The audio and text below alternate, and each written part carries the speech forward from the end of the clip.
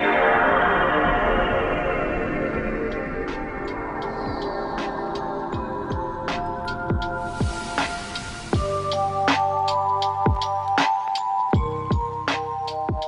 and welcome to GlitchCube. We're a gaming podcast, and each week we take a deeper look into the art of video games. As always, I'm Christian.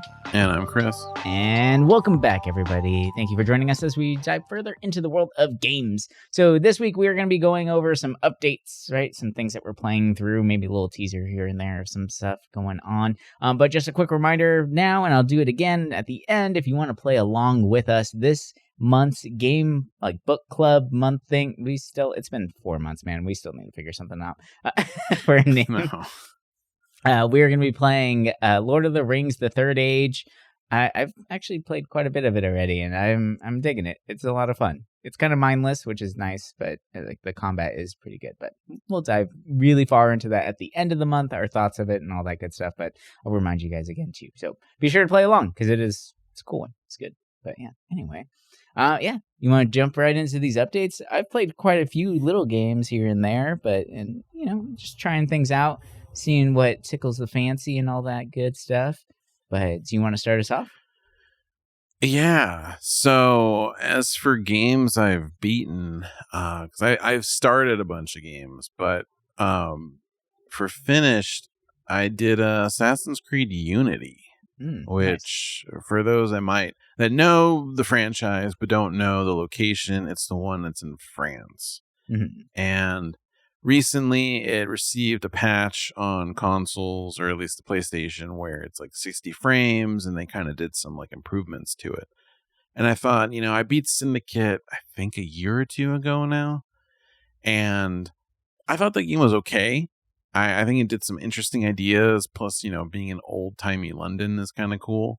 But Unity, it's interesting because for the most part, I'll be honest, I don't really care so much for that era of France. Mm-hmm. I kind of like olden times of a lot of other European countries, but the French one always just seemed, I think of like Bridgerton, right? Where it's like, they're wearing their fancy wigs and they have these like long coats. Like it looks very stylish, but I'm like, it's not the kind of stylish. I'm like, I don't know. Give me a tricone hat and make it look like Bloodborne. I'm happy. Yeah. But so I went into thinking, this might just be okay. And as I played more of it, I ended up really liking it. I loved that the co-op in it allows you both to run around the whole map and collect collectibles together, goof around. You can't do like main story missions together, but they have like co-op stuff to do, which is a lot of fun. And it's interesting playing those kind of games with someone because you won't really think about like having a partner in crime doing these assassins, but doing it with someone, it's like really enjoyable, like really fun doing parkour together and all that kind of stuff. And the story is actually pretty good. I know Assassin's Creed games can get kind of tiring for their open world, and I mean this game has a disgusting map full of icons. It's just you have to turn your brain off about it, turn your mini map off, just explore and find it. And, that's what I did. I did some side stuff, but for the most part, I was like, you know what? I don't need to do that stuff. Mm-hmm. I feel like most, for many years in my gaming world, I would see an icon, I had to do it. Right? Especially in the older days, like the 360 era and stuff, when that became more prevalent. Oh, yeah. I was like, I need to do it all. I need to get 100% because I need to experience everything in a game. And as I got older, I realized, no, I don't need to do that. Like, time is more valuable than doing this dumb little mission that's not really going to amount to anything, yeah, even in the story. Now, if it's going to give me something cool looking that like I do want, sure. But if it's just, I don't know, getting like a different color of outfit, I don't need that. Well, was it 3 that had the rad like lion armor looking thing? I forgot which one it was, but you had to do like remember because I didn't get far quests. in 3. I think 3 was the last one I played, and like I 100% of that one. And after that, I was like, I'm done, because it was just it was too much, man. Like you said, the bloat of how much was there. No, it wasn't 3. Yeah. I guess it was 2. 2 might have been the last one I played. I got over it real quick. Well, there was with 2, there was Brotherhood and Revelations too. True. And for me, like, that was my bulk of the franchise in the beginning. Like, I didn't play the first one. I went straight into 2, and then I played the other 2 games after it. And in those, I did everything. I loved it. Mm-hmm. I ate it up because it was the new thing, right? Like, it was like, oh, this is exciting. There's so much to see. And then, yeah, when 3 came along, I was like, ugh, now they added hunting? Like, come on. Like, this is just too much for me to not care about. And I stopped like halfway through 3. And then 4 came out, and everyone's like, you get a ship. And I was like, oh, I'm going to play it. And I think I got like to 1 or 2 different islands, and I was like, you know what? It's still the same old Assassin's Creed. I'm not interested. Right. And for the most part, I didn't touch anything in that franchise until Origin came out, which I think is probably like almost 10 years later. And I liked it, but it wasn't like enough for me to be like, I need more. And then Odyssey came out, and I got that, and I loved it because it was just so different, even though it has too much. That's too big of a game. And, you know, it's cool, but going back now, I'm like, it's too big. And then Valhalla was just more of that, if not more bloat. So I kind of had this bad taste in my mouth with the franchise. And then Syndicate made me kind of interested. And then this game, I'm like, this was fun. You know, it was somewhat short if you're just mainlining it. And I don't know, the story was kind of interesting. I liked how it went. And I'm glad I beat it. You know, it's weird to think about, but because on Plus, they put Assassin's Creed Mirage out, which is, you know, one of the newer ones. Yeah. And it's got a new update for it to make it look all really pretty and add some stuff to it. And I was like, you know what? I'm going to download it and play a little bit. So that's one of the games I had started up. I mean, we played like 30 minutes of it so far just to kind of see how it was. And I didn't hate it. So I think, like, you know, Unity kind of restored my feelings on the franchise, but I also know deep down it's like, these games are almost always the same. I just like exploring these like historical looking settings. Right. And so it's like, okay, that'll be something in the back burner. You know, at least if I ever want an Assassin's Creed, I can just jump to Mirage if I want.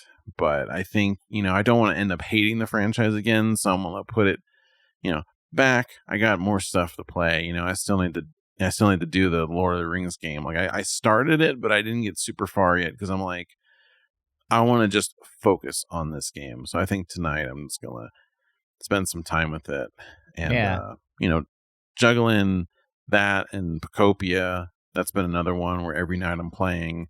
I finished the game, or at least, you know, I got credits, and I've just been building, trying to get all the Pokemon, and it's just been a delightful sleep aid. You know, it's always calming music, always building, and it's just it's a nice experience. So I'm happy I still have that I'm playing. Yeah, I really, man, I'm been tempted to pick up a Switch too, because I just been itching. There's too many good, like, there's too much new Pokemon stuff. And it's so funny that even now, like, grown man, right? Like, I'm still, like, I see something new Pokemon, I'm like, ooh. And, like, I just want to try it, right? I want to get my hands on it. So, yeah, I'm, like, so tempted that might be the thing that pushes me over the edge to just pick up a Switch 2 now at this point, which is really funny. I know there's more games coming out soon, right? But it's just been one of those things that it still isn't at that level where it's like, okay, it's time to switch, right?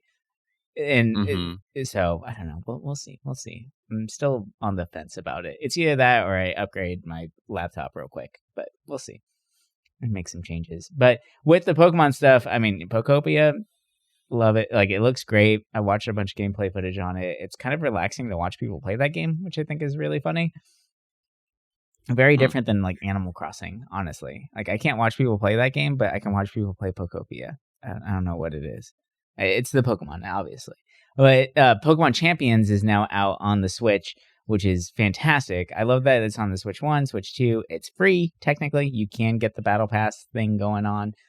But it is a lot more fun than I thought it would be. But at the same time, it's still kind of right? There's a lot of things that are broken about it. I guess it's missing a bunch of items. They're still trying to bring in certain things like that. Some of the abilities that should work didn't really work properly whenever playing, or it wasn't as clear as what it probably should have been.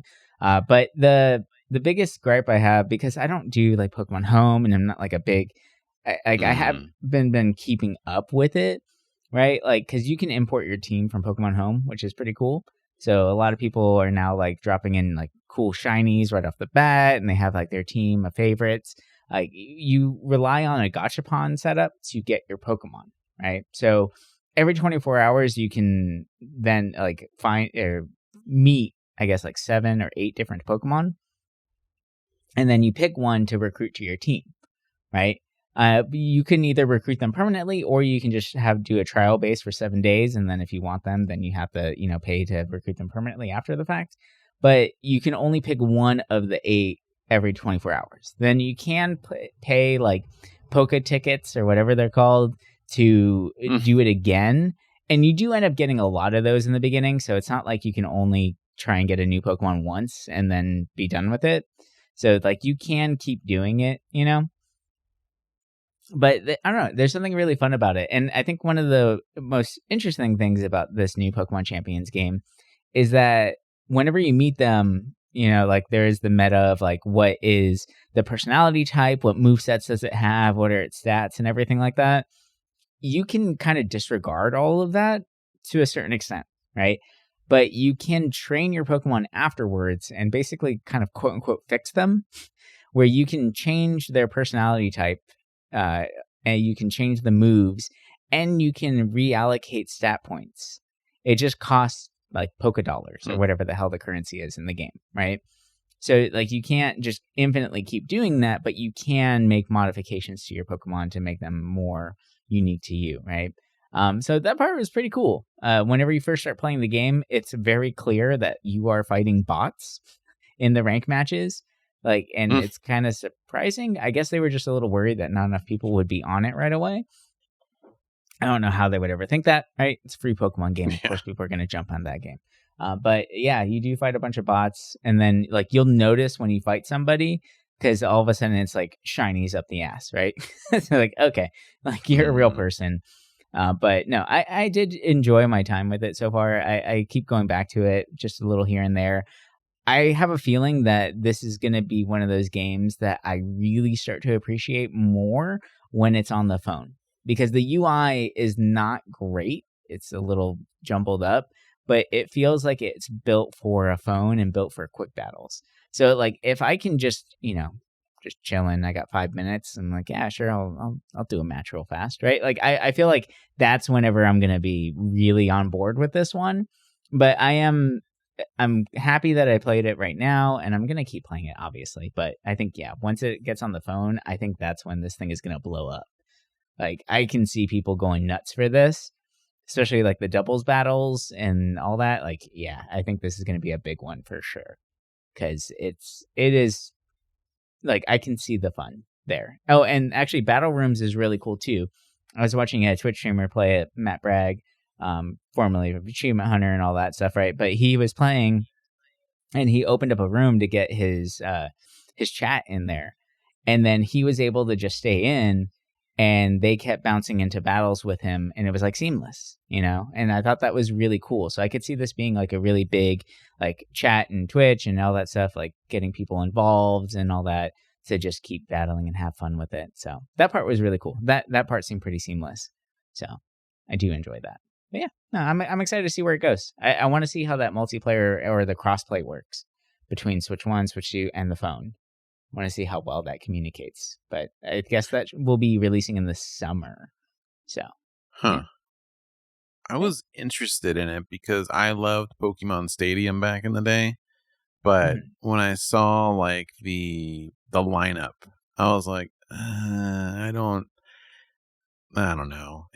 I guess for me, like, I shouldn't expect much because it's free, right? But a part of me is also like, it sounds fun, but I just know these kind of games, people are always just going to spend a lot of money, get the best that they can. And like, they're going to get real sweaty about it real fast, right? I think that's going to happen. There's always going to be like, oh, what's the meta? And everyone's going to do that. And that's it, right? For a while until someone breaks that meta. So, I'm very curious about it because I'm the one thing I'm really worried about is the competitive play because I'm not that competitive of a player, right? Like, I just want to play for fun. And I wish that there was more of like I don't know, like CPU battles, I guess, right? Like, because sometimes like the same thing happens with all of these games where eventually you hit a point if you're not like competitive or playing consistently every single day that you just don't win anymore, and that's not fun, right? Like, and you just feel like, oh, this is irrelevant. Like, I don't want to play anymore. But then you realize, like, well, I did spend like $20 on this game. Maybe I should, right? Like, it's one of those where, like, I feel like that's going to end up happening. So you just end up never deleting it because it's just always there, and it's like, okay. But who knows? We'll see. It's still kind of early on. They might add more to the lineup. You know how they do these things. There's going to be drops like crazy. There's going to be new items. There's going to be new this, that, right? Like, that's how the card game went. The card game, they just keep adding more and more crap every single day. So, I still play it. And with Pokopia, they already did events, right? Didn't they have an event like the week it was dropped?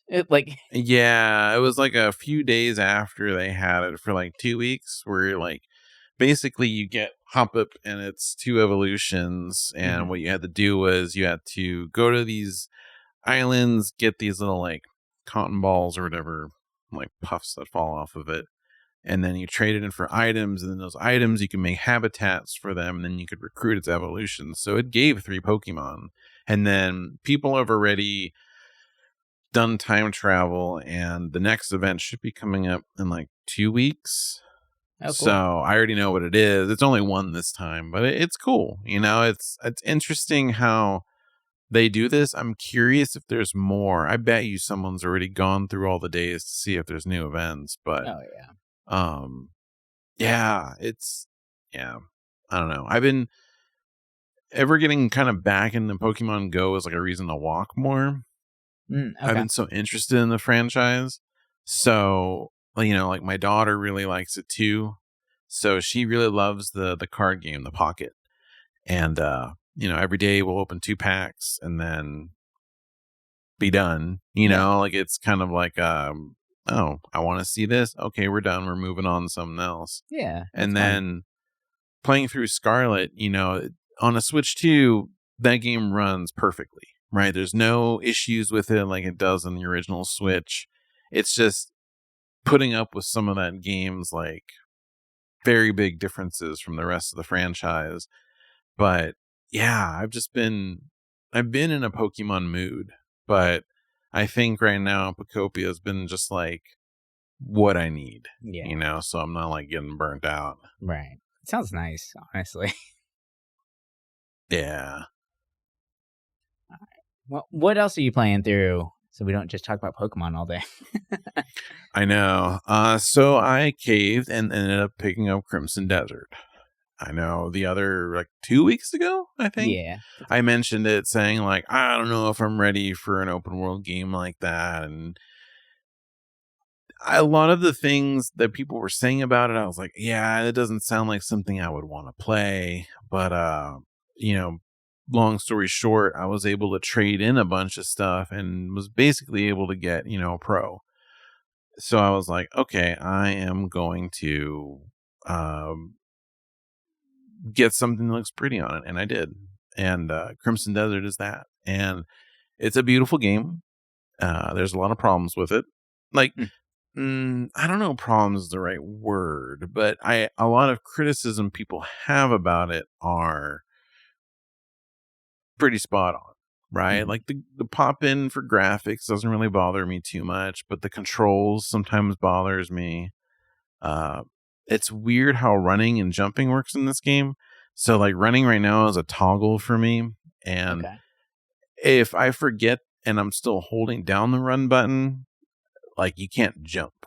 But if you like toggle run, you can jump while you're running. It's almost like it can't register two buttons like that. But there's just like little weird inconsistencies with that. And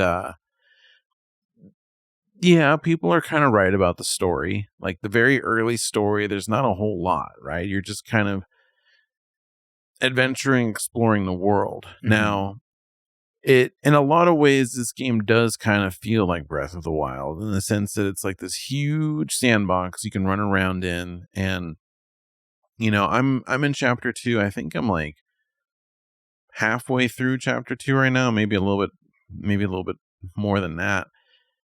And I've seen people be like, yeah, I haven't even gone to chapter 2 yet. And I'm like 50 hours in. And I'm like, what are they doing? Well, they're just exploring because you can explore everything for the most part. So, I mean, now things I think are like, you know, they can be like stronger in different areas, but like, I get it. You know, Breath of the Wild, that's what I did. I just explored everything. And then I finally went on to the story. With this game, I've been kind of sticking with the area. I've been doing a lot of like the side quests and bounties. So I've been doing some side stuff, but I've been kind of just pushing with the story because in this game, you know, leveling is kind of weird. You get these like abyssal artifacts and stuff, and it's like skill points. And a lot of the skills that you can put points in to learn, you can actually observe those in the field and learn them. Oh, interesting. So a part of me is like, well, I don't want to spend points because it'll tell you which ones that you can get that with. So I'm like, well, I don't want to put points into this, but I'm also curious, when would I learn this? And then it's like chapter 9. I'm like, well, I'm not going to get to chapter 9 anytime soon. So I might as well put a point in it. But it's kind of cool how in a lot of ways, like, yes, this game does feel like an MMO, but single player. And I've been kind of wanting that. And I think overall that is kind of what pushed me to pick this up because, you know, every week I get this urge where I'm like, I kind of want to just play a little bit of WoW because I just want to run around this world and not really do much, but the nostalgia of it. Or I'll think about MapleStory. And I know 2 weeks ago I started playing a little bit of Elder Scrolls Online and I enjoyed what I played, but it wasn't keeping me hooked. And I'm like, well, maybe I just need a game that stimulates that kind of stuff or simulates. And this game kind of does that.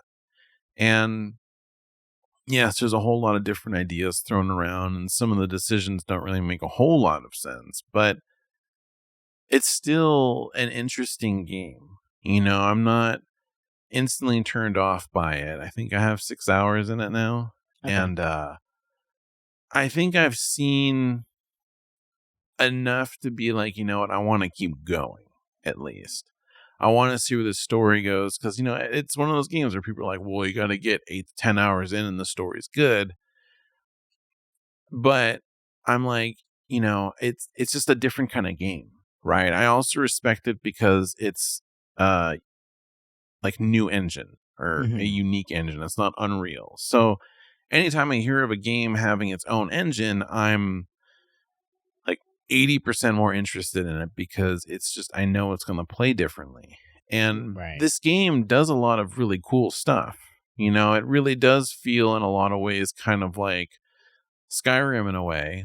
And, you know, my feelings on Skyrim are kind of weird because, yes, I have 600 hours into it.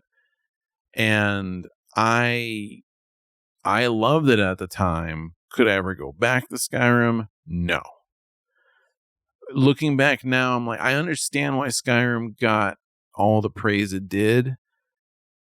But when I'm also looking at it now, I'm like, I don't know. Yeah, I almost feel like it's a little overrated. I think the world of Oblivion's a little more interesting. Right. So, but with this game, the world is beautiful. The town is beautiful. I think it's interesting how, people have reps. And this game does a lot of cool mechanics and different things. I'm just, the ambitious, like, ideas that they put with all these different things you can do. It's kind of, I think if they would have streamlined it a little bit more, it might have been a little more interesting for people. Mm-hmm. I mean, I'm very interested to see where this game goes. I want to see this game through. Am I going to do every little thing in it? No. Like I said with Assassin's Creed, like, I'm learning what to pick and choose when it comes to side stuff. I think this game, it's a little more interesting because it's like, I see it in the distance. I'm going to go to it. Right. So it has that going for it. And I don't really have an open world game to play otherwise. So this one's been, my kind of new interest. Sick. I'm actually very curious about the combat, because the combat is what I've seen the most of that seems the most interesting. Like, and I know there's a lot of people saying like, oh, it's kind of like MMO-y, but like, how does it feel? Like, is it fluid? Is it work? Like, it's quick? Fluid. It's just, when you start getting a lot of skills, you're doing a lot of like 2-button attacks, right? So you're like, oh, we're going to do R1 and R2, or we're going to do R1 triangle to do like a pierce. Got it. I start forgetting, the button ones, because it's just so easy to just hit R1, R2, knock them out, and go about your day. Right. So, yeah, it's a little bit of bloat in the abilities, yeah. A little bit, but they look cool. Right. I think they visually look nice. They don't feel weighty, though. When I was playing Unity, the hits felt like they were actually like had weight to them, like I was hitting somebody. Right. They're very light. Maybe when you're finishing someone off, yeah, it feels kind of heavy, but otherwise I'm like, oh, I just feel like I'm like slashing really fast. But it's also fast paced enough for me where I'm like, I just want to, it's not bad, right? I'm not hating it, but it's just something I got to get used to. I think also playing a bunch of different games with all different controls have been kind of making it difficult because, a little peep into maybe next week, some stuff I've kind of dabbled in also as I checked out Lords of the Fallen a little bit. I did like the first big boss. Oh, cool. Yeah. And that was interesting because I did a co-op, so it made it a lot more fun. I think if I was playing by myself, I'd be kind of, I don't know. I'm still in that burnout of Souls games, so it's a little difficult for me to compare that. And that's another one that's been on my list, honestly, Lords of the Fallen. Very curious about that one. So it's interesting. I don't know, because it's on Plus right now, so I played it through that. I'm like, I don't know how much I would actually be like willing to pay for it, because it is interesting. Like, I remember playing the original version and it was awful. Right. Like the OG one, like, it was bad. This one is definitely a 10 times improvement for sure. Like, it's definitely a interesting mechanic with the lantern and all that kind of stuff. So I'm curious to see where I go for that. And the other thing this is probably my 4th replay of it, but I'm playing it fully co-op with someone, is Saints Row the Third. Nice. We've been wanting a sandbox game like that. And I've played this game. I've 100%ed it before on the 360, and I played most of it co-op campaign before. But, it's not often you find a game like this where you can play all of it with another person. That's not GTA Online, which, I don't really like that too much. But, I have a very long history with Saints Row that I think next week's episode, get ready. I have a lot of thoughts on the franchise, and as well as, my thoughts on just open world city games like that. I've had a renewed interest in them, and I think I might also start diving into some of the older ones that I kind of missed. Yeah, I was actually tempted to pick up Watch Dogs the other day. I was like, maybe. I haven't played that one, so that could be interesting. But it's a cool idea. Yeah. No, but one game that I did real quick, just bring up. I'll definitely talk about it more on next week's episode because I want to play through some more of it. But I started playing Star Wars. The which one is it again? The Fallen Order? Yeah, Fallen Order. Because I keep getting the Jedi Survivor and Fallen Order mixed up. Because yes, it's part of the same thing. Cal is the character of both those. But yeah, I started playing Fallen Order, and it's really fun. I do really enjoy it. I like the combat; it's pretty fluid. Immediately, I like how it kind of opened up and it gave you 2 planets to pick from. One was the obvious choice, and the other one just seemed like a fun place to go to. The Dathomir. There's so many Star Wars fans screaming at me right now, but it's the Darth Maul planet, basically. I went there first. I was like, hell yeah. So I was just kind of exploring because I haven't read up on anything, don't know anything about it really. Eventually, you do get to a point where it's like, okay, I need an ability to get past this. Basically, you need double jump, right? But right before that, it allows you to mod your lightsaber and get the double blade right there. So I was like, oh, hell yeah, this is awesome. So that's really cool. I really love the mechanic of all the visuals. I think that is my favorite part, is the fact that you can actually modify and tweak your lightsaber to whatever you want it to look like, even changing the beam color, right? I really appreciate that, and I appreciate how the fact that it does show on the character itself, right? All that kind of stuff. I'm enjoying my time with it. You can tell that it is an older game, but it still looks fantastic. It's 7 years old now at this point, but it does run great. It looks wonderful. So I'm enjoying my time with it, and I'll definitely talk about it some more next week whenever I play some more of it for sure. But yeah, man, it's good so far. I'm digging it. I've been in a Star Wars mood, but it's probably because I'm building a lightsaber at work. So yeah, that'll do it. That'll definitely do it right there. Helping out one of my students with their armor, and they've been crushing it with the armor. So the last piece is the lightsaber, and I was like, you know what? To be nice, I'll help you. I'll basically make the lightsaber for you, right? But yeah, no, it's been fun. So I want them to just focus on the armor because it's supposed to be for Star Wars Day. So it's right around the corner, actually. But yeah, no, I'm excited. It's been on my mind a lot. It's been one that every time I see it pop up on the list, I'm like, oh yeah, maybe I'll play that. Never got to it, and I'm happy that I'm finally getting to it. So yeah, we'll see where it goes. Maybe I'll play the next one after it. Depends how I feel. But yeah, all right.